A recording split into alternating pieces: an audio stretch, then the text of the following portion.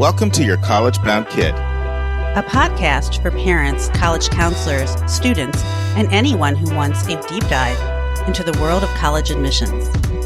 Hi, this is Christina Lopez. I'm an enrollment strategy leader and founder of the Dean's Desk. I spent 20 years in admissions and financial aid, most recently as Dean of Enrollment Management at Barnard College, with previous roles at New York University. Today, I help families evaluate the true financial fit of every college on their students' list before they apply. I'm Mark Stucker, and I'm the founder and producer. Our mission is to make college knowledge available to all. We care deeply about your kid. We believe college is a match to be made and not a prize to be won. We believe in being genuine and transparent. We are committed to covering a variety of topics, including the tough subjects.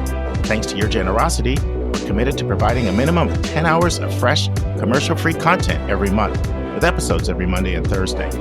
We have a variety of co-hosts because we believe and value diverse perspectives. You're our listening family, and we get great joy every time we meet with you, as we do our best to give you tools so your students can soar and reach their limitless potential. Good afternoon, friends. We're going to start on today's episode by me reading the second entry from the Chronicle about the financial pressures that colleges are under. Remember, I'm doing this for 11 consecutive episodes, reading about a 2 to 3 minute excerpt from an expert in the field of what in the world is going on with college finances these days. Then after that, Christina Lopez makes her debut. Not her debut really on the podcast, but her debut as a podcast co-host. She was on twice before on the interviewee side. And we're going to be talking about something that I should have talked to you guys about a long time ago, and that is how changes in the Parent Plus loan are impacting colleges and impacting families. And then we will have the final part of my soliloquy on new and creative and aggressive tactics that colleges are using to recruit students. And we'll close out with the final part of Dan Chambliss' interview. And he not only talks about how to get the most out of college and the value of the liberal arts, but we talk about Hamilton College for the last 5 to 7 minutes of the final part. So that'll be, in effect, our spotlight. Even though it's not a deep dive spotlight, but you'll get a little touch of focused conversation on one college. So, friends, episode 650 is where you get your chance to share what's grinding your gears in the world of college admissions, people's approach to college. Just go to speakpipe.com/YCBK and let us know what's ticking you off. And you've got 7 more days to make an entry, because our cutoff time, the last time we can receive, anything there, is the 18th of June in order to make our production timeline. But we've got a power-packed episode today, so I'm not going to ramble. I'm going to get right in. So let's transition and let's talk about this series of articles, a series of entries in the Chronicle, which I encourage everyone to subscribe to, Chronicle of Higher Ed. It is the gold standard. It's called How Bad is Higher Ed's Budget Crunch? 11 experts unpack a crisis we all knew was coming. All right, so today's article is called Cash is King, and it's from Michael Horn, and Michael Horn is a professor at Harvard Graduate School of Education, and he is the co-host of the Future You podcast. So here's what Michael Horn says. In the startup world, there's a measure that founders and investors pay close attention to. It's called the burn rate. Before a company is generating positive cash flow, the burn rate measures how much money a company is losing each month as it uses its available cash to cover expenses. Dividing a company's total cash position by its burn rate tells you how many months of runway it has before it needs to raise more cash or get acquired or fold. In contrast, the measures that we typically use to determine the health of a college via the Department of Education's Composite Financial Score, Moody's Ratings, or Forbes College Financial Grade, and the like, focus on net assets and income statements. But income statements can hide negative cash flows. And net assets include a college's endowment, large percentages of which are often restricted. Okay, I'm going to stop this article here because I want to make sure everybody's following this. So when people give to an endowment, most people don't give it unrestricted, meaning it's up to the college to use how they want. That's what made Mackenzie Scott's largesse so powerful, is she literally would say, I've done my homework on you. I don't even need to meet with you. Here's $15 million. You use it the best way you know how. That's just not how people give. You know, I did a year of fundraising at Westtown, and I remember one year an alum from, it was like 1936. He was like, you know, it was a long time ago. You know, he came and he gave us $100,000 so that we could play these chimes that he remembered when he was at the school. And of course, we took his gift, and the chimes were nice. But behind closed doors, we were like, oh my goodness, we can think of a million more things we could use the $100K for. So that's what he means when he says endowment is often restricted. All right, let me get back to the article.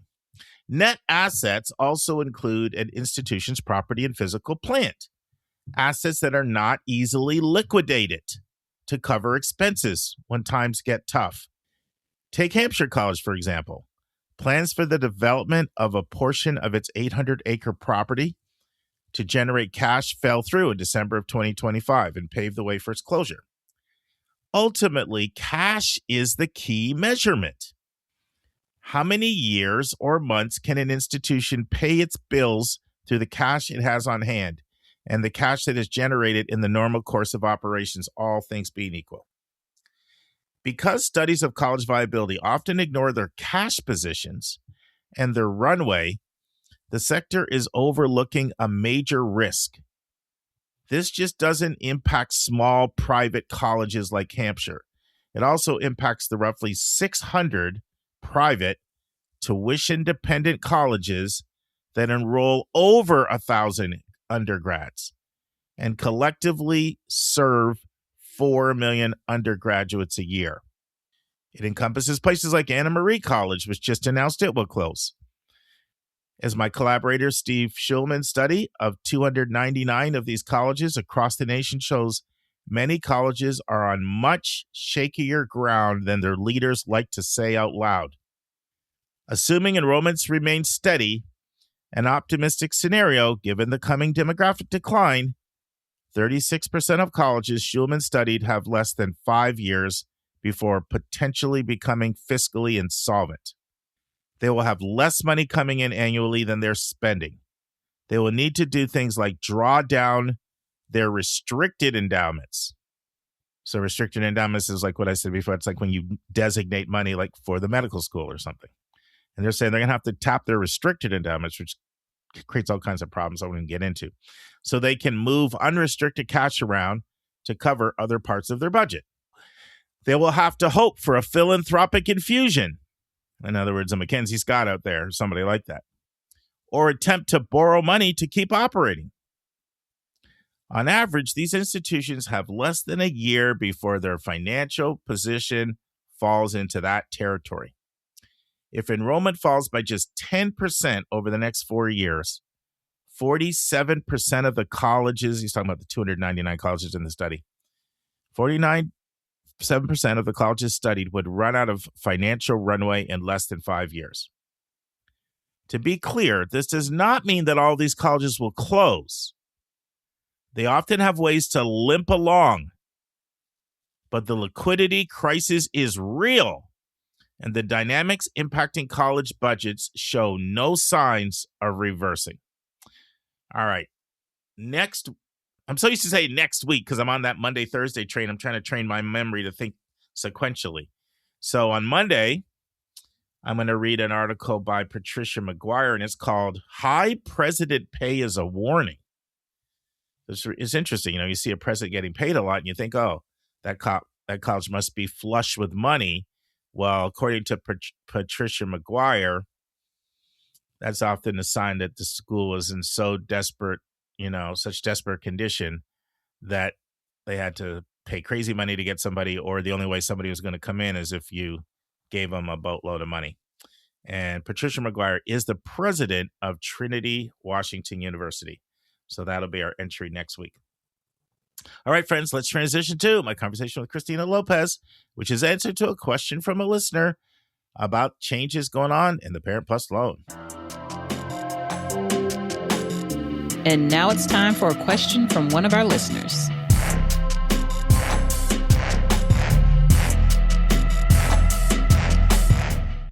Friends, I am beyond stoked today. Christina Lopez is back. Hi, Christina. Hi, how are you? Good to be back here. Yeah, when you reached out to me on LinkedIn, I was so happy to hear from you. Our long-term regular listeners will remember Christina came on and she did two things. She did an interview on how to know whether you should disclose your mental health challenges in your application. And I always reference that. And then she did an Understanding Barnard as well. So she's did that. How long ago was that, Christina? Was it 5 years, do you think? It was, maybe 4 or 5 at this point. Yeah. It was a while ago. So let me tell you a couple of things that you don't know. I probably quote you in the counseling room once every 2 weeks. Oh, wow. Okay. Yeah, I do. Because you said something in that interview. It was the one on the mental health and writing. Mm-hmm. And I tell people it's one of the most profound statements I heard, we're up to almost 1,000 hours. So we're talking about personal statements. And you said, I love personal statements that let me see the prism through which the student sees the world. Does that sound like something you would say? Mm-hmm. Mm-hmm. Let me see the lens that you use to view the world. Yep. And I never heard anybody quite put it that way. Mm-hmm. And I tell that to students all the time. So what our listeners don't know is, so I'm going to give a little background. I'm not even sure if you know this thing I'm going to say, Christina. Did you know Peter Johnson? You knew Peter Johnson at Columbia. Of course you did. I loved Peter Johnson. Yeah, I miss him a lot. Yeah. He was kind of a big mentor to me while I was across the street at Barnard too. So yeah. So I was on a board called Go to College New York City, where we helped top 1% type really talented kids, but very under-resourced, like the most under-resourced kids that, we could find with the college process. And Susan Tree was on there. Jess Lord was on there. He's over Haverford's office. Amin Gonzalez from Wesleyan was on that board. And Peter Johnson was on the board.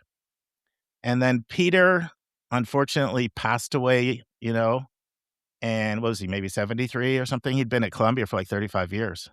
Mm-hmm. Yep. And Peter was kind of like the heavyweight. He was the gravitas. I mean, obviously Amin and Jeff's, they're strong too, but Peter is Peter, right? Yeah. And so we were like, we have to find a new Peter. We need someone like with that type of heft and substance and experience. So we reached out and we got Christina, and she joined the board. And that's how I got to know Christina. I did not even know that I was replacing Peter. Yes, you were replacing Peter. Do you feel honored now? I do. And it's almost like he's my little angel that kind of taps me on the shoulder. So, wow, what a blessing that was. Yeah. Wow. And so, I would see Christina sometimes at conferences, NACAC, College Board, different things. And I remember you telling me, I went on your podcast and I can't believe it. People come up to me. Do you want to share like one or two of those stories that you've shared? And our listeners might find that interesting. So after maybe 2 years after I did the podcast, I was traveling in China on the overseas project, which is it was a collaboration between the College Board and the U.S. State Department. And I was visiting Shanghai American School. And one of the counselors there was like, oh my gosh, I listened to the episode of Your College Bound Kid where you were the guest. And it's one of my favorite episodes. And I was like, oh, wow. I am in China and you are hearing this. So yeah, I've had a few people come up and reference that episode to me. And just how helpful it was, so. Mm-hmm. Yeah.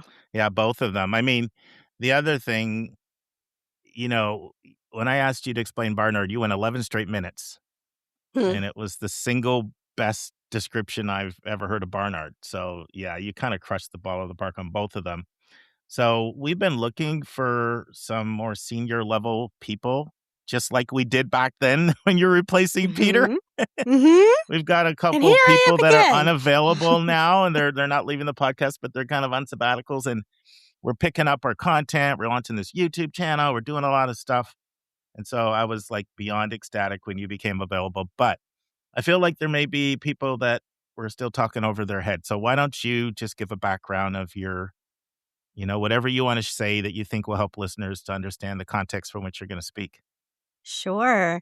So I have been in college admissions and financial aid for about 20 years. I started at the American Musical and Dramatic Academy. I was a drama major in college. I went to NYU Tisch. And so, and upon graduating there, I was working in casting. So I went from casting actors to wanting to help people who wanted to learn about acting. So that was my first job in admissions, really fell in love with it there, and then moved to NYU, back to my alma mater, and was in their undergraduate admissions office for about 6 years.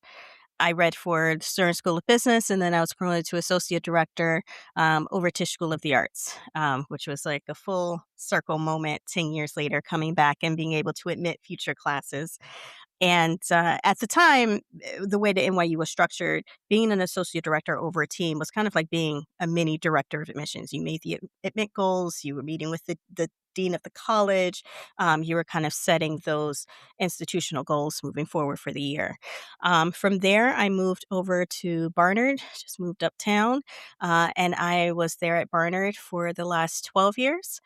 I recently left there, but I moved from associate director all the way up to dean of enrollment management, where I was overseeing the admissions office as well as the financial aid office. So both of those directors of admissions rolled up to me. And what a privilege it was to see that whole scope of the class, from recruitment all the way to enrollment, building enrollment goals, setting the budget for the finance office, thinking about financial aid budgets, taking them through the changes of 3 college presidents, a pandemic, unrest on campus, and all of the changes that have happened post-COVID. It's been a wild ride. I think I love enrollment because of that. Every year was a challenge. Every year is different, and Yes. it's no different now. So I love thinking about how families interact with colleges, and so now I have started my own business. It's called the Dean's Desk, and I'm focused on helping families build a college list that is a financial fit for them, as well as an academic fit for their students, and understanding the financial aid process and how to figure out the true net cost of colleges before their student applies. So much around financial aid is so opaque, and families don't really have an opportunity to get real deep financial aid education beyond these are the forms that you fill out to apply, and that's it. And there's so much that goes into this pricing that I feel families need to understand in order to figure out what college is going to fit their financial situation, but also their values and goals. Um, Colleges are now either over or approaching $100,000. So much is changing with how schools package, and we can't have families and students in tremendous debt. So this is my way of really trying to educate families on how to find how to move their student into this next chapter without bankrupting themselves in the process. Yeah, and there's such a tremendous need for that, a tremendous need, and you've got such great experience for that. I have been wanting to do a segment on this podcast on financial aid leveraging. Now, 99% of people don't even know what that is, Yes. but but you know how important that is to schools, but it's kind of secretive, Absolutely. hush hush, right? Yes. It's the kind of thing you can talk about. You know how that works, I do. I do. And Yeah, so we talk about money on here a lot. We try to remove the opacity of it. Mhm. Yeah. And so Christina's just going to be great because of her versatility. I want to encourage you to go to yourcollegeboundkid.com under the About YCBK. Her bio's up. There's things she didn't even say here. I'll tell you, I'll drop one number. We do this thing on the podcast. We call it the big number. So the big number for today is 100,000. So that's how many applications Christina has either read or overseen in her time, 100,000. So Yeah. that's the kind of experience that we're adding to the team. And not only that, but current experience too. So, it's not like, this is how it was in the 70s. So, so Yes. it's going to be great. And the other thing is she's really making herself available. So you're going to be seeing her in different capacities. Today, we're going to take a really important question from a listener, but sometimes I might do an interview with her. We're talking about doing a Dean to Dean series where, she taps into some of her network and we have some deans come on here and we talk to them. So, yeah. And it's also kicking off. We're going on YouTube pretty soon. So the timing's great. But without any further ado, Christina, I'm going to play this question from a listener. Mm-hmm. And I've wanted to talk about this for a while. So let's play it and we'll open up some discussion. So friends, something's been really, really bothering me for the last couple months. And that is we haven't talked about how Parent Plus loans or Plus loans are changing effective this summer and how it's going to impact colleges. And I actually had a really astute listener reach out to me maybe 3 months or so and said, I've got an expert on this topic. Would you like to have her on? And I kind of blew that off and I regretted it. So then this listener comes in with this question, and Christina, she can absolutely speak to this. Hi, Mark. This is Maureen from the Pacific Northwest. Love your podcast. I actually love it so much. I'm working my way through your back catalog in between listening to the new episodes, all the way up to episode 167. So almost all the way through your book chapters. Thanks for all the good advice so far. I have a question that is more about current events and hoping you can provide some insight. I haven't heard much discussion about how colleges are thinking about admissions and aid now that the new $65,000 limit on undergrad loans is going into effect this year. I could imagine that this will be particularly impactful for need-aware schools, as well as out-of-state admissions for schools that are flagships that often don't give much merit, or for these really high-priced selective schools where loans are often needed to pay that 80 to 100K per year cost of attendance. I'm just wondering, how are admissions and financial aid folks rethinking their processes because of this new limit, and any other insight you have on this? Thanks so much. Love the podcast and everything you and all your co-hosts do. So, Christina, I'm going to let you kick it off. I want you to take this question in whatever direction you want to go with it, and I'll probably have a few comments, but I want you to lead and take this where you want to go. All right. So, things to know about the Parent Plus loans. They are changing dramatically under the One Big Beautiful Bill Act that went into effect.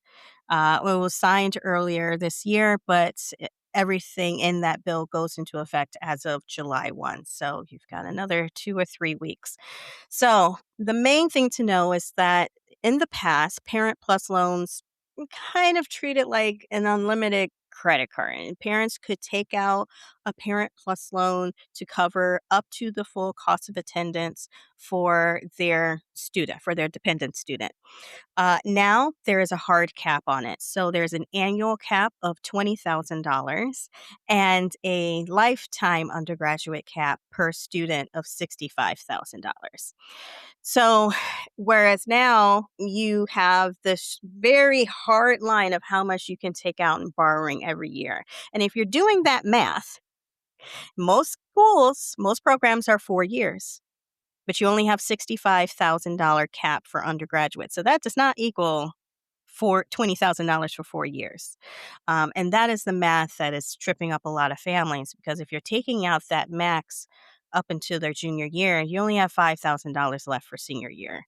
So if you're taking advantage of it equally across 4 years, it's actually $16,250 that you are able to take out. So just thinking about that math as you are budgeting for the student. Now, a couple caveats. If you have a student who is currently enrolled in school, and that means that they are either a sophomore, junior, or senior, not entering first year student. I'll tell you what that means in a second. But if you have a current student and you've already taken out PLUS loans, then you are exempt from this. You have the same borrowing opportunity that you had previously without the limits for 3 years or until the student graduates, whichever comes first. But for any new student that is starting school in fall of 2026, this applies to you. So, and you might say, oh, okay, well, I'm just going to go and get that PLUS loan now before July 1st. Doesn't work that way. Because when a student deposits for college, that is all that is. It is a commitment that they are going to enroll. Enrollment doesn't actually happen until that student arrives on campus in the fall. And that is when they are counted, and that is when funds are dispersed. So until the funds are dispersed, that student is not actually enrolled. And that will only happen after July 1st for the fall. So any new student that is starting this fall, these terms are now affecting you. In addition, it has also changed how you will pay for them, how you do your repayment plans. So any new loans that are taken out after July 1st, you will no longer have an income-based repayment option. All you have is this new 3-tiered standard option. And because you don't have an income-based repayment, in the past, your loans could be eligible for forgiveness if they went into like public service. That is no longer the case. And those standard repayment options are not as friendly as the previous payment options are. So thinking about that and the repayment options once you take these new loans. Christina, can you tell people what income-based repayment is in case some Yes. you'll find a tremendous range. We have college counselors that have been doing this for 40 and 45 years that never miss an episode. And we have immigrant families that just got here and they've been in the country for 3 weeks. Yes. So there's a big range. Yeah.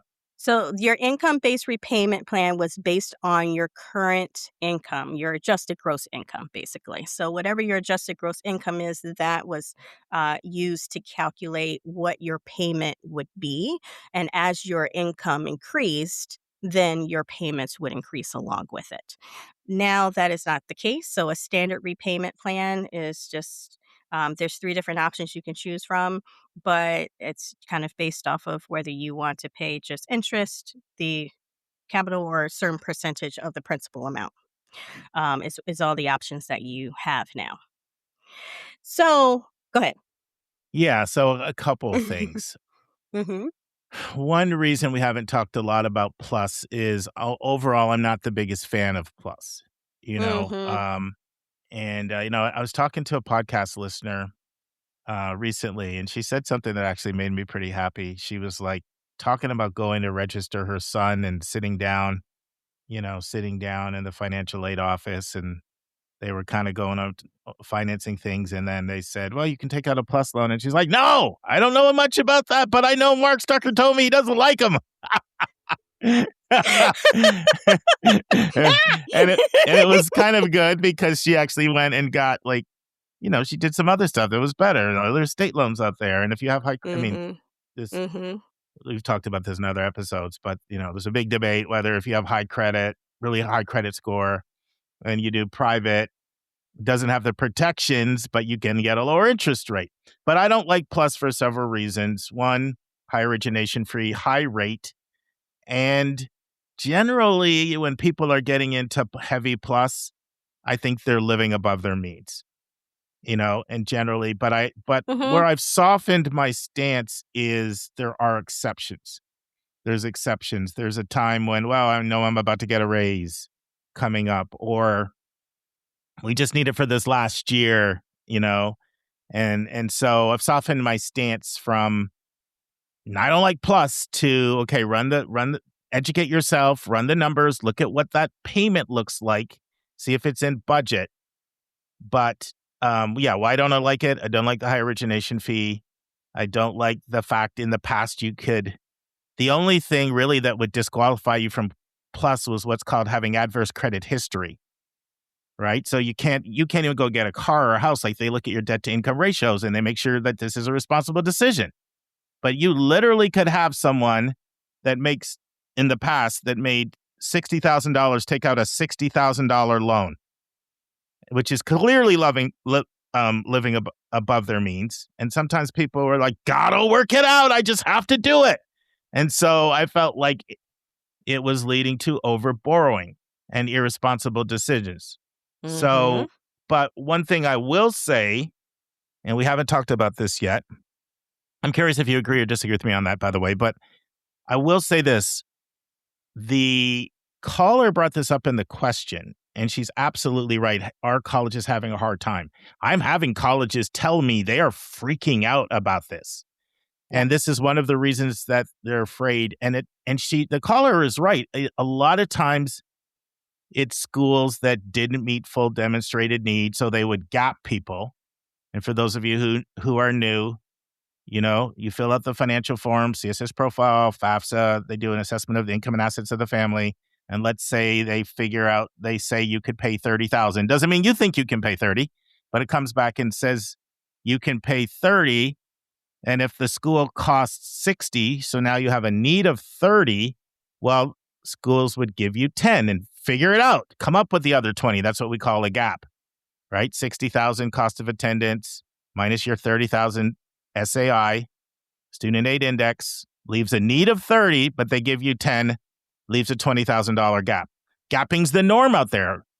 One study found almost 97% of schools gap. It's a very small list of schools that don't gap.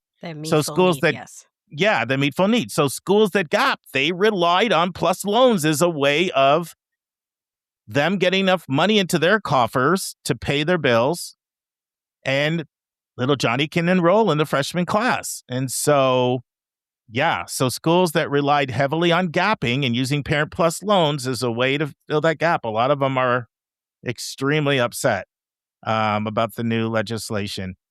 I try not to get too political on here, but everybody knows I'm not a fan of who's in charge in 1600 Pennsylvania Avenue right now. But I do see the need to rein in the old PLUS loan. I thought it was leading to irresponsible borrowing. I really did. Yeah. And that doesn't mean they got everything right, but I just saw too many times that especially when I worked at KIPP and under-resourced students, I had to stop people. Don't sign that, And then there's other problems you can happen with PLUS. Like, so you take PLUS out 1 year, and then the next year you go back and let's say you were 90 days late on a credit card or something, and now you have adverse credit history. Now you can't take it out again. And people also don't think about that. They don't think like, can you do this for 4 years? And then what about the sibling who has to come next? But they're just thinking, all I know is my kid has to be in college in the fall. So I have not been a fan of the PLUS program as it was currently constituted in the past. This is a little bit about, I'm showing my biases over here, Christina. So I want your critique of me. What do you agree with me? Do you disagree? I told Christina, we keep it real on here. And if podcast hosts disagree, that's cool. That can make for some good listening. Tell me your thoughts.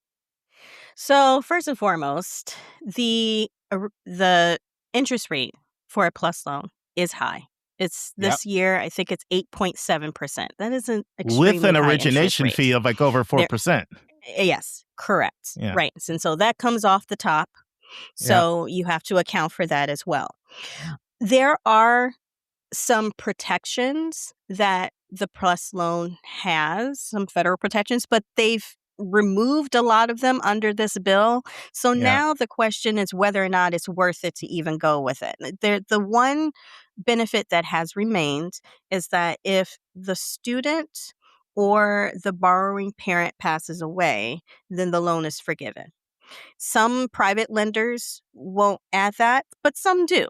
So as long as that piece is in the private loan. And I find more of them do than before, Christina. Like back in the day, a lot more of them didn't, but I think more of them do that than they used to. Exactly. And if you have a strong credit score, it might benefit you to go and get a private lender rather than doing the federal one. I mean, you can knock that interest rate down by half in some cases. But yes, you do have to have, you can't have any adverse credit history if you're doing the plus loan. So that also sometimes will push families into getting private loan. But the private loans, they will have a variable rate as well.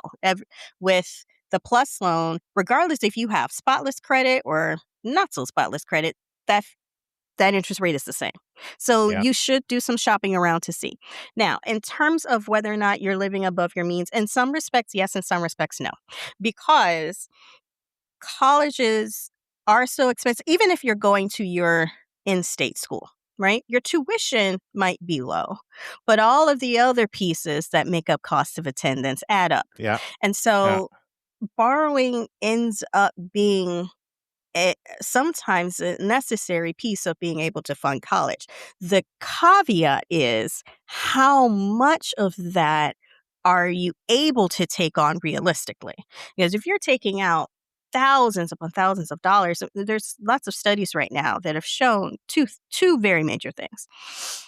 The families in recent history who were taking out plus loans over this $20,000 cap have abundantly been families who are making over $200,000, right? So they are using it to meet this gap because they're typically trying to send their students to more expensive selective schools, private schools and out-of-state publics, right? Mm-hmm. But the plus loans have also deeply affected lower income families who are taking out lower amounts than the $20,000, but it's high in relative to their actual income, right? So they're the ones that are going to feel the effects of this long term once that borrowing happens. And so when we think about borrowing, you are attaching yourselves financially to your child. You are tethering yourselves to them for at least 10 years, depending on how much you're borrowing. And so borrowing is a sunk cost.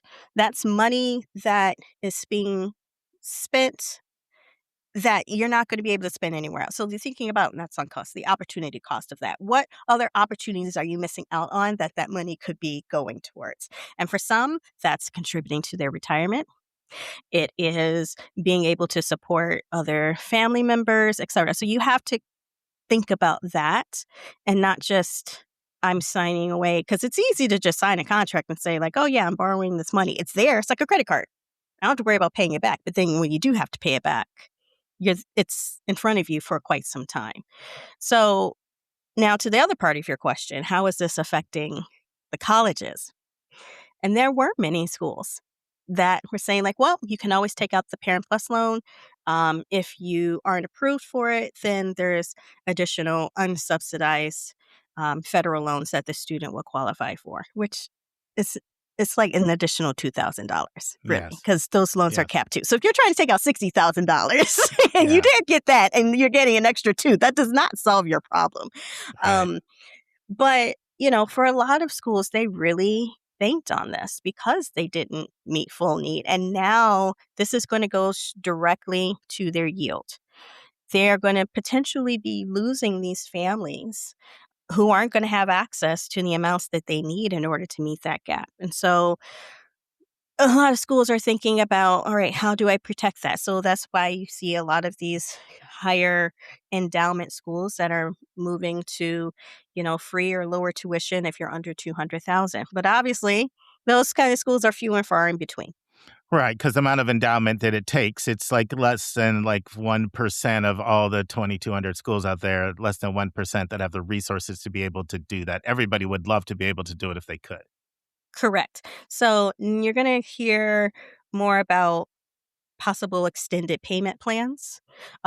Maybe some schools that have the ability to do this might start doing some institutional loan options for family, where they end up being the lender.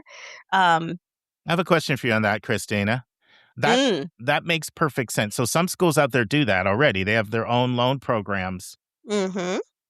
Not that many, but that would make sense that some would turn to that. Have you heard buzz about that? I would think you would. So some schools already do. My former institution does this as well. The problem with that is that you have to think about, now you're a Collection? lender. Yeah, collection issues. Yes, exactly. And if you're lending out all of this money, I mean, it's got to come from somewhere, right? Yeah. And what's your default rate back, right? So there has to be some very careful balance in is that something that we can afford to do? And I think there were schools that were doing it in low amounts, right? Like under 10,000. Oh, I just need to help with maybe some additional costs. But now you're Sure. getting into the business of funding 20, 30, $40,000. That's not what that fund was intended to do. So they're going to have to balance that cost because now that eats into your net revenue, right? Mhm. It's not a tuition discount, but it still is money that's going out. So are you still getting enough net revenue to make up that difference? So, yeah, I think you're going to hear a lot more about summer melt. You're going to hear more about appeals. You're going to hear more about just all the different financing your education talks from Sure. the college, you know? But I think this is a big chunk of families that this is going to affect. Yeah, I got a segment coming up on melt. It's not, people don't realize how much of a fear there is of melt and how much schools have to build quite a bit of insurance into their numbers because of melt, Yes, you know? it is, especially now. You know what? I just thought about it. Somebody might not know what melt is. Why don't you tell our listeners what melt is, So summer Christina? melt is, like I said, you commit to a college May 1. Colleges know that we don't actually have a class until those students arrive on campus in September. A deposit is not a student. And so between May and September 1, or whenever your classes start, students will start to fall away, right? Or melt away. And that's because other schools might go to their wait list. And so when that happens, there's a pecking order, within schools. One pulls a wait list and then it comes out of this person's class and then they got to go to wait list and then pulls out another class. So that all shifting happens throughout the summer. And then there are financial reasons, that bill shows up in July 1 and it's kind of like, oh, okay. And you got 30 days to pay that first payment, or otherwise they can't move into the residence hall or they can't register or whatever their policies might be. So that makes a difference as well. And then, there are some students who decide late, hey, I want to, take a gap year or whatever else may happen. So typically, most enrollment managers are building their models with summer melt in mind. I would look at the historical numbers of how many students we lost over the summer and factor that in. However, um, you can't always predict what's going to happen in the current year situation. And that has to be factored into your melt too, because colleges are doing some crazy things now. And that also is part of that melt.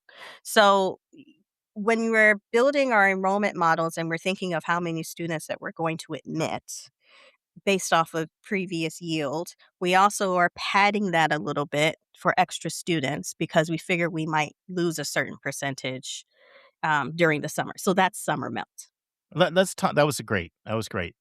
Give us a sense of what those numbers look like, NYU, Barnard, from a percentage standpoint. There's two bigger schools, two different size schools, right? Yeah. What percentage would you say you would, if you're looking at historical numbers, you would typically, a range even? So I would typically range somewhere between like 5 and 10%, right? It's also very indicative on how strong your yield is. If you're a school that has a really strong yield, usually these are students that are already kind of emotionally attached to you. Yeah, They want to be there. And so that melt number can be lower. But for other schools, sure. that may not have that, prestige brand recognition, that number might be higher. But typically it's around between 5 and 10%.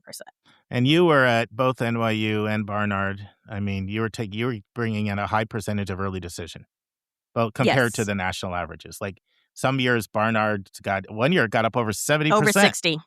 Yeah, and typically Not over 70, 60. but It over never 60. hit 70? Yes. Okay, I thought it But hit over 70. 60 for sure. I remember there was an incident on campus one year that you probably know what I'm talking about. And it was I wouldn't have wanted. I remember thinking, I don't want to be in admissions dealing with that. I'm sure that wasn't There fun were fielding those calls. But there were a couple that I can think of. yeah, But yes, yeah. You over know more my than I do. I know of one, yes. I noticed Barnard took more ED that year. And I'm like, yeah, you got to lock them in the next year because you don't know. Yeah. It's unpredictable, right? How's that incident going to impact yield? Yeah. Yeah. Well, even for, in the pandemic, we were past DD when everything shut down, but we were all worried about what was going to happen with regular decision. Sure. And so, we had huge wait lists that year. Yeah. Just because you That was just a tough everything's so sell. unpredictable. Mm-hmm. Pay $90,000 to stay in your dorm room. Like one of my good friend was a co-host at that time. His daughter was at Yale. And he was like, I'm not paying $90,000 for her to be in a dorm room. So she took the gap year. Yeah. Yeah. Well, and the hard thing about it is because you were literally just playing it by ear because campus shut down in March. And, we were all told, well, we'll be open in 2 weeks, Right. and so and so much is, there was New York City, Barnard is a part of Columbia. So there's the decisions as a whole, what's going to happen. And so, you didn't really know what was going to happen. We tried to delay until the last minute. But yeah, it's like eventually you had to kind of pull the trigger. And there were some schools that went back to in-person before we did, simply because the impact wasn't as much as it was here in New York City. Sure.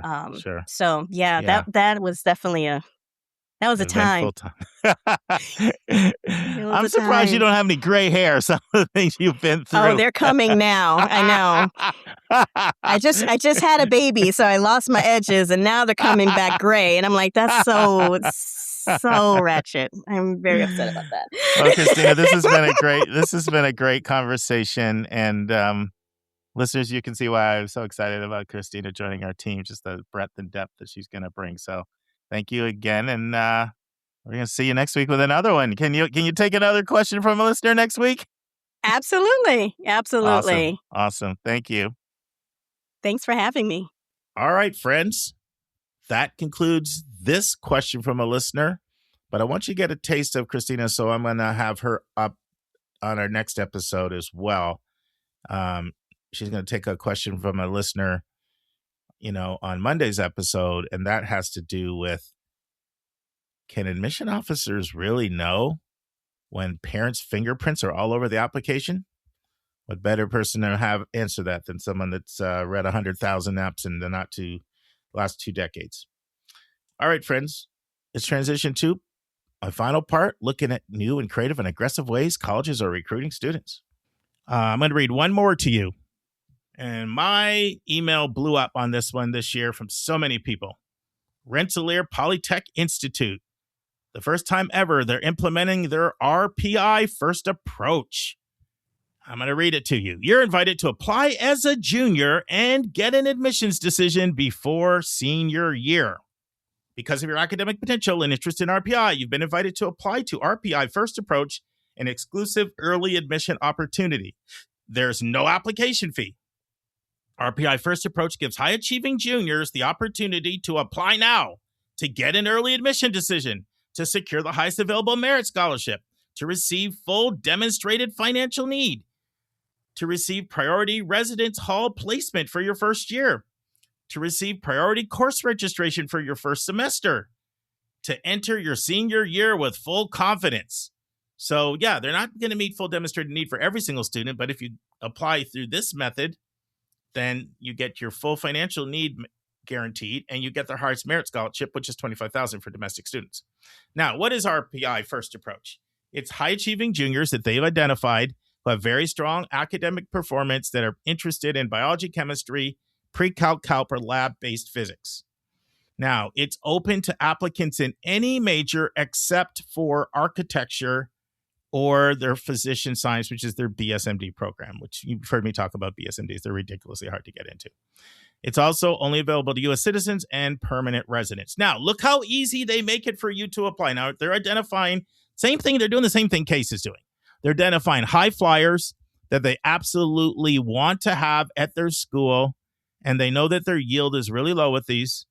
But unlike CASE, which locks you into an ED2, this is not a binding early decision. It's not. You submit a FAST app, which is just like it sounds. It's a really quick app that's easy to complete. You upload your transcripts. You upload them, covering all coursework through the junior year. And you upload your senior year schedule, your courses you're planning to take. And that's it. Now, look how they're moving things back. The deadline for full consideration, May 1st, 2026. Guess what? That was 6 weeks ago. You've missed it already. Now, this is by invitation only. Not everybody gets to do this. Once again, they're doing the same thing CASE is doing. They're handpicking high flyers that they want at their school, but they're afraid they're not going to be able to yield them. Now, I talked about decisions moving earlier in the process. This is another example of this. So, you should know a few things. No application fee. The FAST app is free. Decisions come out in 2 weeks. Normally, I would say go to RPI website, click the FAST app, but it's closed. It's past May 1, so you're late. But no essays, no recs, and decisions are coming out by June 30th. By June 30th. Just complete the form, upload your transcript, senior year courses. And you get the 25K merit, guaranteed to meet full demonstrated need, priority residence, priority course registration. A lot of people that have been asking me about it, I've probably had 4 of my students get invited to this. And it tends to be very confusing when they get it because they think it's binding. They're like, I don't know, why are they asking me to ED? It's actually not binding, but it kind of clumsily worded. So you might think it's binding by how it's worded, but it's not. Now, here's the catch. Normally, when you apply in a non-binding way, you have until May 1st, National Decision Day, National Candidate Reply Day, to confirm where you're going. But not with this, you don't. Not with this. Remember maybe 5 or 6 weeks ago when a listener wrote in and said, you know what's grinding my gears? Franklin and Marshall's got this amazing scholarship, but they're giving it to the first 16 people that sign up for it. Once again, schools are getting aggressive in trying to fend off competition. The way RPI first approach works from a timing standpoint, and this is really probably a lot of their power, they're not making you ED, but you have to confirm by January 30th. You have to confirm by January 30th. You could almost call it ED light. You know why? Regular decision at more selective schools, which are the schools that a lot of these high flyers would tend to be looking at, those don't come out until March. So they're really making you commit before you find out if you got into the overlap schools that they usually don't yield against. Now, Matt Stabler runs this program. He's the RPI contact, Early Advantage. Maybe I'll have him try to come on the podcast after the first year to see how it went. But I'm going to tell you a story that grinds my gears. It's over 20 years old now. But when I was doing boarding school admissions, there were several Catholic schools in the area, and they did something which the rest of us drove us crazy. In boarding school admissions, there's an agreement that the majority of us adhere to. March 10th is when acceptances go out. April 10th is when you have to decide. That's agreed upon, and the vast majority of selective boarding schools agree to that. It's similar to the Ivies that have their Ivy Day. And if you and the Ivy League decide to go notify who your admits are a week or two before Ivy Day, they're going to go berserk on you. And anyway, the thing that grinds my gears is there always were some Catholic schools, and they knew what they're doing. They not only would notify well before everybody else, but they would do the same thing. They would have their commitment date before the rest of us even had our acceptance date. So invariably, you'd get calls from families like, listen, I really want to go to your school, but this school over here has admitted me. They've given me a scholarship, and they've told me that I need to let them know if I'm coming or I lose the scholarship before I even find out if I get in your school. The point is, it really, really is a big advantage if you can notify students early like this.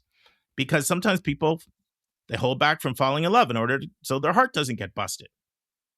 But now that you know that you're in, you can just let your heart go, fall in love with the place, then you begin to lose interest in the competitors. There's no doubt in my mind this is going to be successful. There's no doubt in my mind they're going to look back and say, wow, we got a bunch of kids that we wouldn't have got. And now I'm going to say something that's probably going to sound a little contradictory because I just said what the Catholic schools did that grinded my gears. But I understand why schools are doing this, because it irritated the heck out of me when I was in admissions and I kept losing to other schools that had more prestige, more money, more name recognition than we had. I'm competitive, and a lot of people in admissions are competitive. And I like to play to win. And when you feel like you're losing to your overlaps, you tend to want to come up with creative ways to try to yield the kids you want to yield. And it's ridiculously hard competing against the biggest brands. Your loving, caring follow-up and community vibe only goes so far. You need strategies. Some people might call them gimmicks. If you want to upgrade the caliber of the kid you can enroll. So another example of the creative things. All right, a couple more. Early application scholarships. So a number of schools are giving scholarships. Like this is basically what the program just was, right? $25,000 merit scholarship. But I'm not talking about that. This is a lot of times targeted to athletes.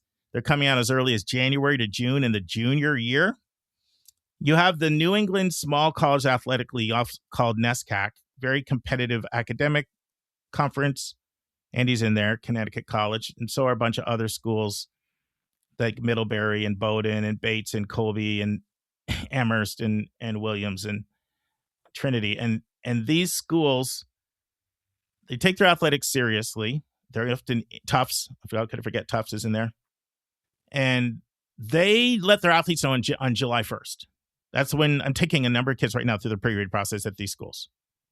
But they have a commitment within the NESCAC, once again, agreed upon, because they know if somebody gets to go out earlier than everybody else, they have an unfair advantage. So we're going to have a common agreed upon date.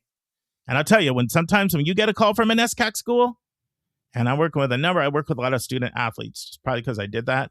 But anyway, they'll tell you on July 1st, and a lot of times you need to make a decision by July 2nd. Are you going to come? You've passed the pre-read. We want to offer you a spot. You got to tell us in 24 or 48 hours. So with some of these other schools, these small Division III schools that also care about their athletics program, but they don't have the cachet of the NESCAC, they're taking advantage of the fact that the NESCAC's not going to be able to tell people about anything about their award or anything. And most of them don't do merit money, by the way, in there. Some do. Trinity does. Connecticut College does. That's about it, really. They're coming out with their scholarship before they even get a decision over there. Yeah, this is what's happening out there. Creativity and aggression. And there's a lot of other things. Colleges have many sunk costs. The residence halls, utilities, loans, faculty, staff, admin, salaries, benefits. In some cases, they just want to get their meals and housing covered and lose out on tuition if they can lock in a really, really strong kid. And I'll tell you another thing, friends. Some of the growth you're seeing in early action out there, some of it is motivated because more and more schools can't get kids to commit ED. So if they can get you into their pipeline EA, it gives you a couple more months to reel them in. And here's a little tip. If you want to know the brand strength of a school, don't look, if it's a private school that offers ED, don't look at the acceptance rate. That can be easily manipulated. Go look back at 3 to 5 years of data and look at how many early decision applicants they got. It's right in the common data set. And you'll be able to see that is one of the biggest indications of whether a school is slipping in the marketplace or not. All right, friends, let's transition to the final part of Dan Chambliss helping us to understand how to get the most out of college, why the liberal arts is a special way of training your brain, and a little bit more information on Hamilton College. And now this week's interview with a special guest.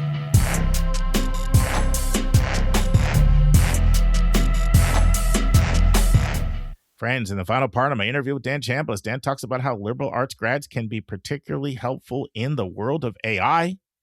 Dan tells us how the liberal arts develops your critical thinking skills. Like, how does it actually work? Dan tells us how the liberal arts positively impact your communication skills. Dan and I discussed the difference between a slack, small liberal arts school and a larger university with a liberal arts college nestled within it. Dan talks about how liberal arts education can improve the quality of your life. Dan talks about what is misunderstood about the liberal arts. And Daniel shares a brilliant idea he used when he was a professor to build value for the liberal arts, particularly sociology, which was his area of expertise, so that parents understood the value of sociology. It was a brilliant idea, and I can't wait for you to hear it. And then finally, Dan tells us a little bit about Hamilton College. What does Hamilton do extremely well? And how does the open curriculum work? Listen and enjoy. So, Dan, I mentioned there's an assault on the liberal arts, but there's also more and more people saying there's a resurgence of the liberal arts. I'm hearing that out there too. I mean, Mark Cuban is really one of the more famous people. He's been very outspoken. With the future skill set that's going to be necessary is going to call for more people with liberal arts backgrounds. And so what are your thoughts on that? Like, there's some voices saying we've swung the pendulum too far in the direction of STEM, and like there's a lot of that, right? I'm looking at a quote right now from Cuban. Cuban believes there will be greater demand for liberal arts majors than for programming majors or even engineers, because when data and options are being generated for you by machines, you need a different perspective to interpret it. That's right. Mm-hmm. That's right. I mean, the problems with AI have to do with how you ask it the questions, right? And that's where the liberal arts stuff comes in, because you got to know, is this really a technical problem that you want to ask, or is it an ethical problem, or is it a problem? Is there human judgment involved, or do you have to? For instance, you're going into a meeting with. I've done some management consulting, right? High level, I mean, C-level kind of stuff at some points. And you're going into a meeting with a management committee, and you're going to present them something. There's the technical elements of that, and you have charts and numbers and graphs and but then you also have to have the communication skills, knowing what do you put first in the presentation and second, and what's the sequence, you're going to use. And that's something you learn in writing courses, which if those flop, we're in trouble. But you go in, and we would also, in the firm I was working with, we would sit around and talk about who's going to be in the meeting. There's going to be Dan, and there's going to be Mark, and there's going to be Joanne, and and we would go around and talk about those people and what they were worried about, and what do they have to deal with, and how do they get along with the CEO, and what's he going to think if we say this thing or that thing? Okay, well, I mean, that's it. I mean, if that's not a liberal artsy kind of problem, I've never seen one, because you're dealing with human emotions and close-up psychological thinking about stuff, and communication skills, and a lot of judgment calls. AI can't help you with that. You can't type it in because the LMN doesn't know those people. And they don't know, and the individuals matter. Excuse me. So a lot of times when I see people, espouse the value of liberal arts, they'll talk about the interdisciplinary nature. They'll talk about the critical thinking. They'll also talk about this communication piece. They'll say liberal arts students can speak, write, and think. And so what is it, in your opinion, about a liberal arts education that helps those things? Speaking, writing, thinking, communication. Because that's, you'll consistently hear that. And that's kind of what you just described in the meetings. That was, what is it that's doing that? Right. Well, let's start with the thinking part, first. It depends what fields you study, right? But thinking, sociology, my field. A large chunk of sociology is really about group comparisons, and why do men think about things differently than women do, for instance, or why do different racial groups think about things differently, or why do different religions, see things. If you're going into marketing, that's the business. Like, if you don't understand why somebody would buy a Honda instead of a Chevrolet, or a Ferrari instead of a Subaru, Like what? They're not, a car is not a car. I mean, there are 18 different things a car can be to somebody. And understanding that that's thinking in one sense, but or thinking the way we talked about with philosophy can be very close analysis of exactly what somebody is saying and what they've written and what does it mean and why did they say it this way and so on. Or, theater, if you're a theater major, a lot of, how you deliver a certain line and is it meant seriously or sarcastically? That's a subtle difference. But it's an important one, right? I don't know if I'm answering your question here or just. Yeah, my mind is thinking. I think one of the reasons why you see, the castigation and the assailing of the liberal arts is people, when they think of things like philosophy or English, they think, I don't know anybody who's doing that and making good money. Stanford professor I interviewed on the podcast, and he, his research shows more than 70% of people are actually not working in something exactly what their major was. No, of course not. So, of course not. Yeah, so it becomes the major in some ways is, I think, it's misleading. It's misleading, and I think that's how the public thinks. Well, I don't know anybody who's doing philosophy and earning a good living, but they don't realize that, that newscaster. I once started Googling. I'm into investing. A lot of our listeners know that. So I started, just looking up a lot of people on CNBC, especially some of the ones that were impressive to me, just some of the hosts. Yeah.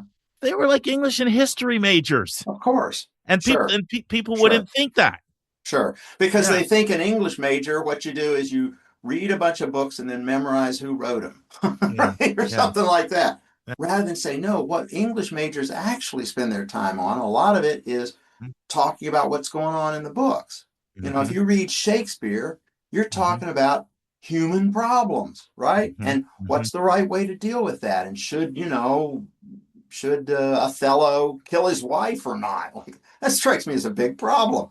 And you get used to thinking about big issues as part of it, but you also are focusing a lot on human dilemmas, right? What's the right thing to do in this situation? That would be like in an English major, or how do you? Why does this language make me feel this way, as opposed to some other way? That's English majors. Or the English majors, for instance, spend a lot of time writing. That's famously the case. So you go into journalism. I mean, what do you do? What do you do in journalism? You're writing stuff. And you have to understand, for instance, that the way you introduce a story affects the way people read it, affects whether they read it at all. Like the first line matters, because if they don't like it, they're not going to keep reading. Things like that. And those things have to be learned. Like they don't just happen to you. So presentation skills are a big part of it. Again, I have a thing about theater majors just because one of my grandchildren is a big theater person. And the ability to grab an audience and then move their emotions up and down, knowing how to play a laugh. Like when everybody laughs, when do you start talking again? And if you cut it off, that's distressing to the audience. They don't like it. And the point is, it's a transferable skill that can correlate to a lot of other different, a lot of other settings. Yeah. And you use it all the time. Yeah. Theater, you use it all the time. English, you use it all the time. Philosophy, again, close thinking. Math, same thing. The ability to think. I mean, one big problem actually with AI is writing a good prompt requires you to think very precisely about exactly what you really want, and to understand your own assumptions that are going into that question. This is not an easy skill by a long shot, but mathematics people are familiar with that problem because you have to write the equation exactly as it's meant. You get one symbol off and the whole thing goes kaput. And they get used to doing that sort of work. And most people can't stand doing that kind of work, by the way. It's just too hard. Dan, do you see a difference between, there's what people call SLACs, SLAC, small liberal arts colleges, Yeah, right? yeah. But then there's also big universities that have schools of liberals art, arts and, whole college of arts and sciences with Right. full of liberal arts courses in there. Right. Do you see it as all the same, or is it different? And if so, what are the differences? Well, I would say, first off, truthfully, I don't know, because I've Sure. never studied a big U with a Sure. small Yeah. college within it, right? Having said that, the big plus of the SLACs Mm-hmm. is what I would call broadly participation opportunities. Mm-hmm. That is, you're at a small school. First off, you know your professors. They always talk about that, right? You actually know the teachers, and you can go up to them and ask them things, and you get to know them personally, which makes a big difference because you start understanding how people think, and who they are and where they come from and so on. Okay, so one thing is you get to know your professors, but another is that because it's a small school, you matter. All right. And I went to a big university after having attended a small school. And I can tell you, it was a psychological shock. Like, nobody cared if I was there or not. Right. And at a small place, so you can have impact, which probably for most people means you could be in charge of something. Right. You can play on one of the teams. Right. And everybody thinks you're a local hero and stuff. Or you can, again, be in charge. The experience of being in charge of something is incredibly valuable, especially when you have a safety net. Like if you edit the school newspaper and you make some hideous mistake, you're embarrassed, but your life isn't ruined. And you're not going to get sued for libel, probably. And, you're not going to lose your job. This is all assuming you're in college when you do it, right? And I did that particular one. Then you would know. I would know. But you also, being in charge, and it doesn't have to be a big thing. It might be you're head of the dance committee for your sorority, right? And we're going to put on a dance. Oh, it turns out a lot's involved. And you got to make plans. You got to get the people lined up, and you got to get them to show up. And, you give people orders and they don't follow them. Like, wow, and you have some exposure to those kinds of problems. And when I was young, I used to think that stuff was all kind of silly. I went to a military school and they told us it was all about leadership. I'm like, there's no leadership. I was an officer, and you give orders and people salute and they shine their shoes and stuff. But you did have to figure out that people don't just automatically do what you say just because you're in charge. And you get to try out different ways of dealing with that. And that the small liberal arts colleges have a lot of participation opportunities. And that's a big plus. Now, you don't get to sit in the stadium with 75,000 other people and cheer, which is pretty cool. I mean, I have to say. Right. But you might be on the field. Different folks. Sure. Yeah, that's right. Exactly.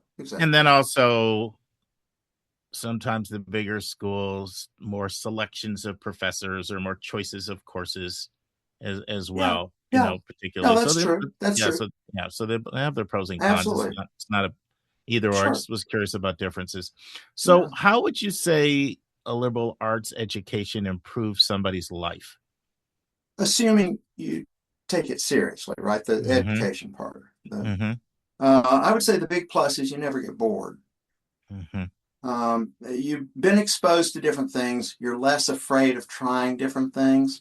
So you can always go somewhere new, so to speak. That's one side of it. The other side of it is you have more to talk about. It makes you a better conversationalist. Again, because you've been exposed to different things. And it in a sense, it doesn't even take that much.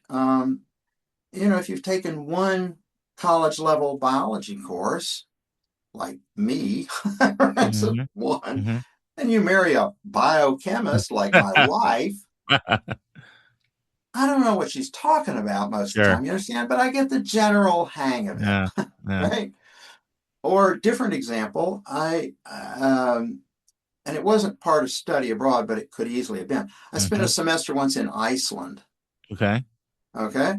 This is great because and this was 30 plus years ago. Mm. But ever since, anytime I'm in a group of people, I bring that up. People, oh, it's interesting. I've got something to talk about. And you become a more interesting person. And you become, exactly. Mm-hmm. Whereas if all I had was my job, that's interesting. But after a while, people don't care that much, Mm-hmm. Like, it's nice to have an array of experiences. Maybe that's what I'm really talking about. And liberal arts colleges kind of build that into the deal. That's what you do. And I think it's powerful too, like you said, if you can combine it with study abroad, it's really rich. Big plus. I've mentioned this before. I'm really blown away by just how my daughters think, but in impressive ways, and I attribute that to their college education. But my youngest daughter works at UNC Chapel Hill, and she gets to take one trip a year with the business students, and she doesn't realize. Oh yeah, so Thailand for 2 weeks last year, Cape Town this year, and she's like, I'm deciding next year between Japan and Portugal. Like, I'm like, do you realize how rich this is that you can, and so she's combining all this critical thinking, and she's reading like crazy because she loves to read now. Sure. And she's reading sociology, by the way, a lot. She likes to read sociology. Okay. Yeah. So she's reading about the world and cultures, and then she's traveling. Yeah. And, it's almost like she's a 40-year-old, like just her breadth of experiences that she can, it's really, the combination of that with travel is pretty rich. It is. And colleges make that sort of thing readily available. I mean, the last time I went to London and Paris, actually, was with a college group here in town from another school that was going, and they had an extra 2 seats. My wife and I went along. But it's true. It's that broad exposure to other things. It makes you more interesting. It makes your life more interesting. It makes, it makes you think about new stuff. Again, you never get bored thing, I think works pretty well. And you'll notice. And then I think just like realizing how people are, that's the business students. That's good. That's great because they're not dumb. Yeah. They know what's happening in the world and it's relevant. Excuse me. Yeah. Sorry. No, you're great. The other thing that it does is it just can help you to understand different types of people. Crucial. Because of the exposure and being forced to understand how they think and why they think how they think. Absolutely. It's pretty rich. Absolutely. Well, so what are there any misperceptions of the liberal arts or liberal arts education that we haven't discussed that are worth, commenting on? Like, where's we've explored a little bit about the disconnect. Yeah. The perception and the reality. Yeah, it's huge. Is there anything we haven't covered? It's huge. Well, I think one of the problems is, I dealt with this a lot when I was teaching. Is kids whose parents were skeptical, right? Sure, you did. You're majoring in sociology. Oh my God! My kids. How did you deal with that? Actually, I had a very I had colleagues who for years would put out these papers about all the things you could do with it, blah, blah, blah. Forget it. Doesn't work. What works is I put together, when I was department chair, I've got a database. I got into the alumni database, and I found every graduate from our department, all the majors for the past 10 years, what they were doing. Yeah. That's the thing that works, doesn't it? I just listed it.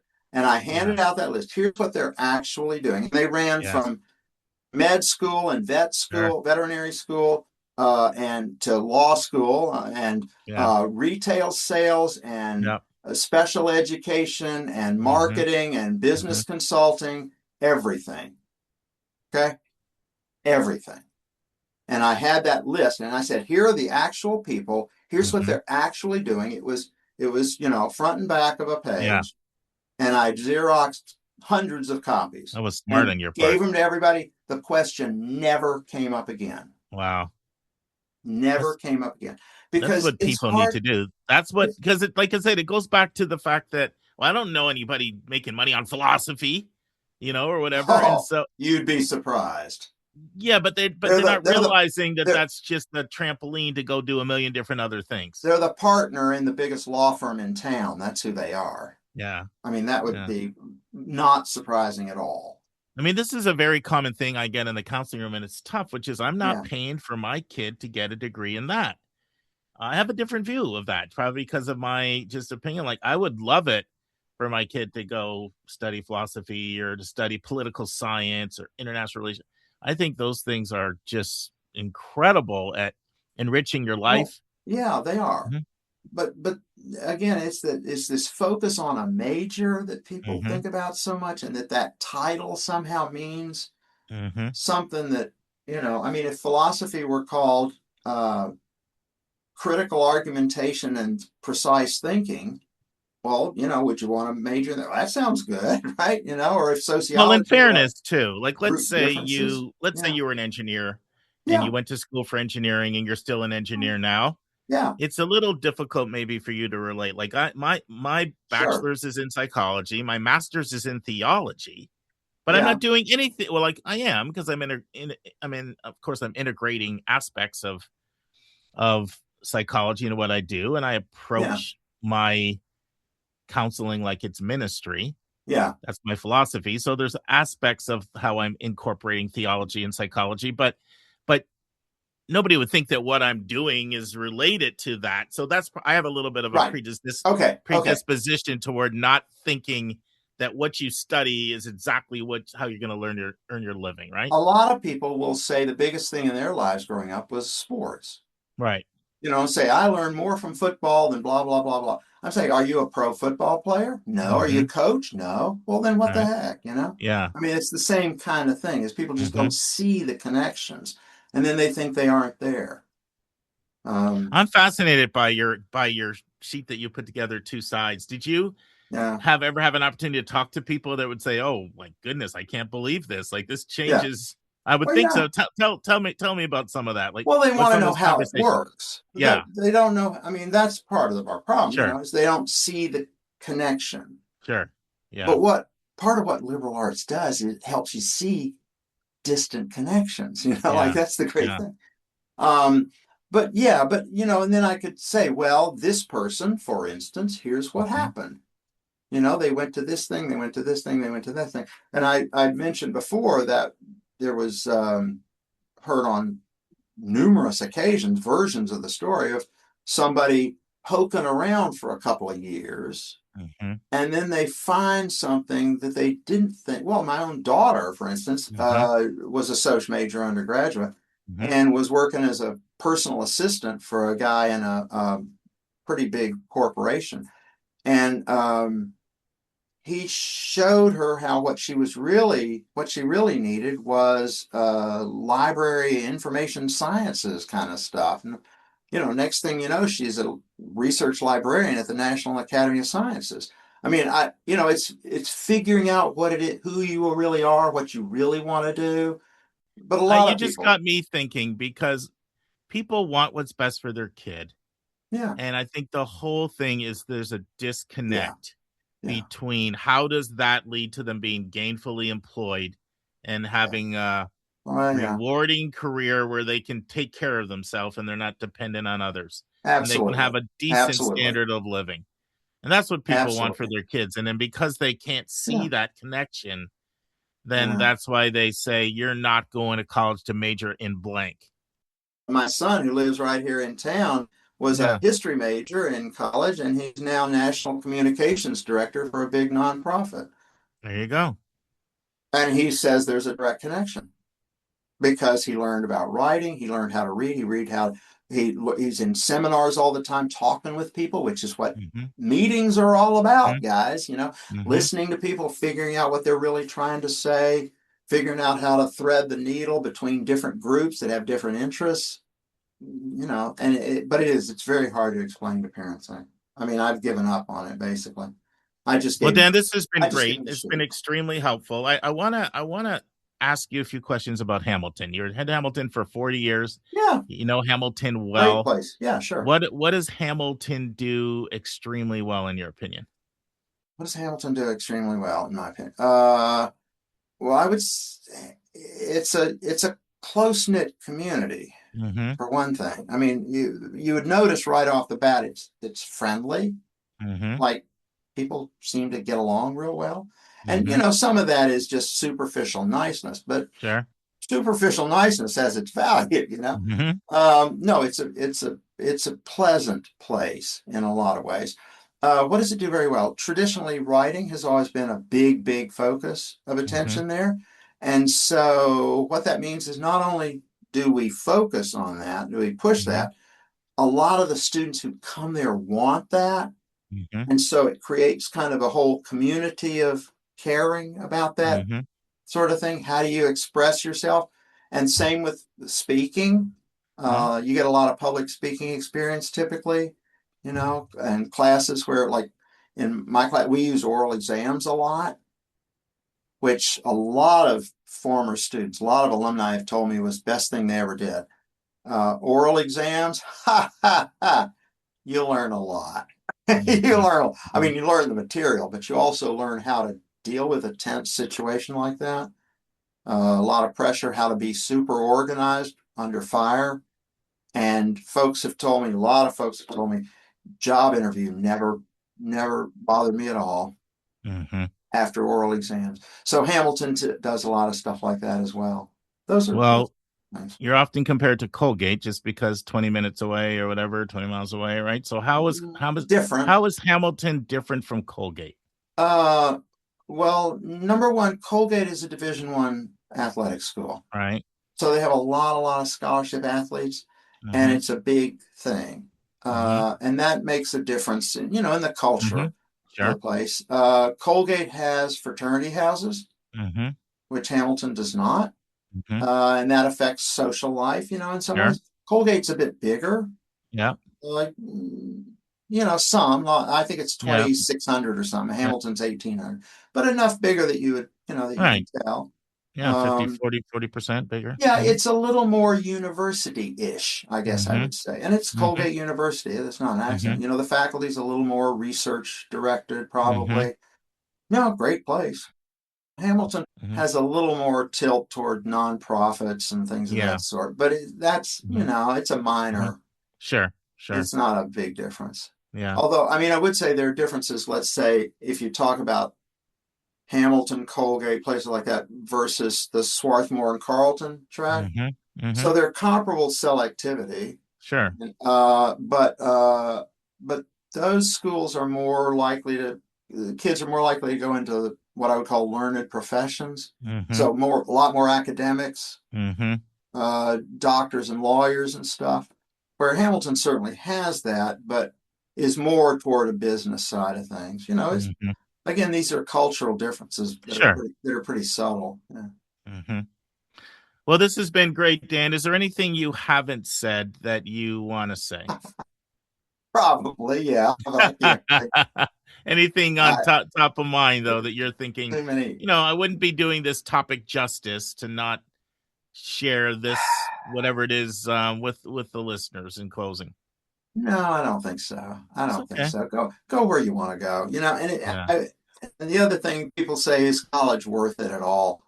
With money and all that business. And I would say, just don't put college ahead of your life. If you have to change your life plans in order to pay for such and such a college, it's not worth it. Mm-hmm. Because college is there to help your life, not be leading you around. Yeah. Well, I'm big on chase what you love and what you're good at. Yeah. Just chase what you love and what you're good at, and it will work out. It solves a lot of other problems. Yeah. Yeah. And even if you see people that are good at something, but they don't love it, and that's a pathway for misery. Yeah. And then, right. And if you love it and you're not good at it, and you think you're going to be in the NBA, good luck. Right. But that's always my advice, is just figure out what you love and figure out what you're good at. And if you like these type of courses, keep taking them. Like these type of experiences, keep doing that. And you'll learn the important stuff anyway. I mean, if you love playing lacrosse, you're going to learn a ton of stuff about life and relevance issues and leadership and psychology and all that. I mean, I was into swimming when I was young, competitive swimming. Oh, that's why you studied swimmers. That's why I studied swimmers, because it was the most intense, engaging thing I'd ever been involved in. Learned a ton of psychology, wound up writing a sociology big hit, bestseller kind of thing on it. Got to meet a lot of neat people, got neat stuff to talk about. I mean, it solves a lot of problems if you follow stuff you love. It's true. It's true. Yeah. Yeah. Dan, a pleasure as always. Thank you so much for being a repeat Mark. guest on Your College Bound Kid. Thank you. Greatly appreciate you. Keep doing what you're doing. Okay, thanks. Take care. Yeah, my pleasure. Bye-bye. Friends, after the interview was over, and this happens sometimes, I say to myself, you big dummy, how did you forget to ask this question? But thankfully, with SpeakPipe now, I have a way of addressing it. And when I do that, right, I just email the interviewee and say, hey, I really should have asked you this question. Do you mind going to speakpipe.com/YCBK, see the big orange button, click. So Dan's really accommodating. I knew he was going to say yes. So what was the question that I wished I asked? I wanted to know from Dan, in his opinion, how does the open curriculum work at Hamilton? What are the pros? What are the cons? And is it different from the open curriculum at other schools? The next voice you're going to hear is Dan's answer to that question. Well, that's a good question. Basically, at Hamilton, the open curriculum means there are no distribution requirements, and students can take whatever courses they want, so long as they meet the number of courses you're supposed to get, and have a major and a couple of things like that. There's also a sort of modest constraint, I think, in that you have to take 3 writing intensive courses in your first 2 years. But there are so many writing intensive courses offered that's really not a big issue for most people, I found. I mean, students kind of do it almost by accident, happen to take those classes. So it's not a real tough constraint. You also have to take one quantitative course, but that, again, that's not a big stretch. Now, compared to other schools like Vassar and Smith and places like that have open curricula also, it's pretty much the same thing, except Hamilton has more of an emphasis on the writing. There's that part. But I think basically they have the same framework. They're all, in a sense, in the middle of what's possible there. You could have a system where everything is required. That's the St. John's, Annapolis model, where everything is required for all 4 years. Or you could have a real strong core program like University of Chicago has, where there are maybe 2 years of general education classes that everybody's expected to take. And then at the other end of the extreme might be the experimental colleges that are mostly out of business now, like Hampshire and New College in Florida, or Antioch, places like that just allow all sorts of things to happen, and you don't even have to take a set number of courses. But those are pretty much gone. So yeah, I think Hamilton's quite similar to other schools. Now, the pros and the cons are interesting. The big advantage that I saw at Hamilton when we started the open curriculum, was that students showed up for classes really wanting to be there. You didn't have people taking intro who were, well, I have to have a social science course, Everybody wants to be in classes now, and that's a big plus. I mean, it really, for me, I found it really changed the atmosphere of not just classes, but of the entire college. The students were just more energetic. The motivation was high, and that's always a big question, big issue. The cons, of course, is that a lot of people don't get what you might call a real well-rounded education. And typically it's a matter of a lot of students avoid serious science courses, which is a problem in their education.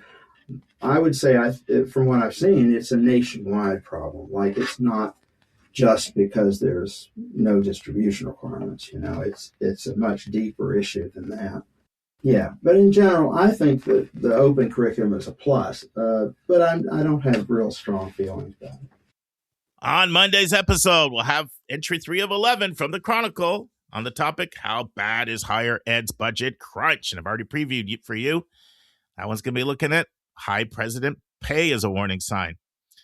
We'll have another question from a listener. Christina will join me again, and we'll be talking about how can you tell if a parent's footprints are all over an application? Dad in Michigan sent in a great question, and we're going to take that QFL from that dad.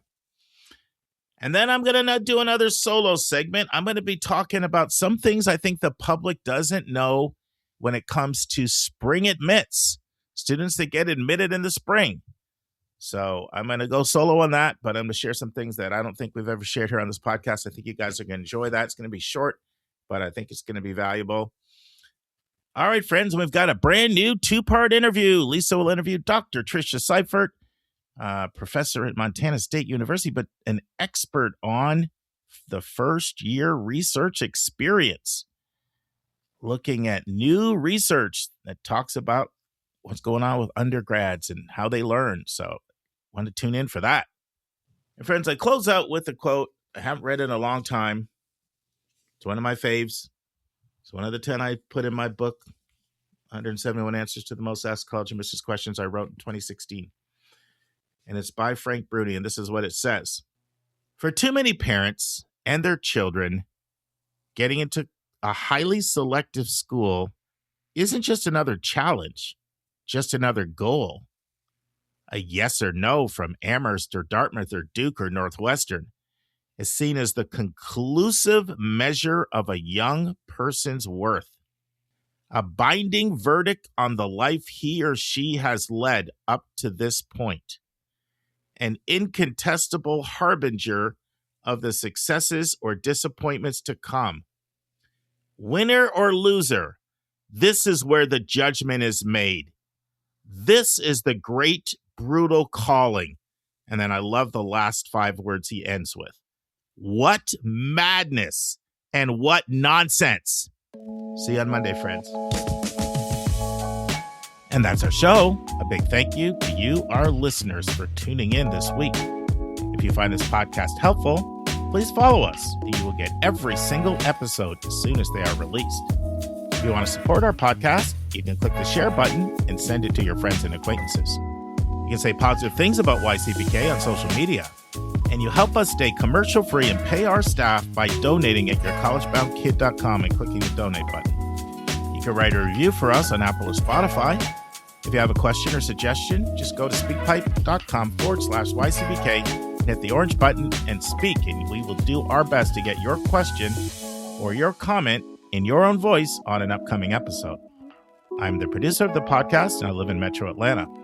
We have a fantastic team that has over 200 years of admission and counseling experience. Shout out to our co-hosts, Susan Tree in Pennsylvania, Lisa Ruff in North Carolina, 2 admission officers from Colorado, Hillary Dickman from Colorado College, Kate Strickland from CU Boulder, Vince Garcia in California, Julia Esquivel in Massachusetts, Linda Depker in Missouri, Andy Strickler, the Chief Enrollment Officer at Connecticut College, Heath Einstein, the Chief Enrollment Officer at TCU in Fort Worth, Carter DeLauro, a co-director of college counseling in New York, and Christina Lopez, the former Dean of Admission at Barnard College, and our international college specialist, Kevin Newton from Dallas, Texas. Our stupendous sound engineer who makes everything happen is Nemanja Matvic from Serbia. Our reliable webmaster is John Rooney. Website updates are done by Joy Stucker. Image editing by Vlad Honchar. And what would we do without our volunteers? Guy Pillsbury, Sony Patel, and Andy Bernstein are all helping us with podcast marketing. Carolyn Wood, Mark Doniger, and Carrie Roberts book interviews with thought leaders. Amanda Dugan, Colleen Sinoki, Nicole Resch, Trevor Smith, Ryan Stepler, and Lynn Labash send thank yous to interviewees. If you want a coaching session with me, just text me at 404-664-4340.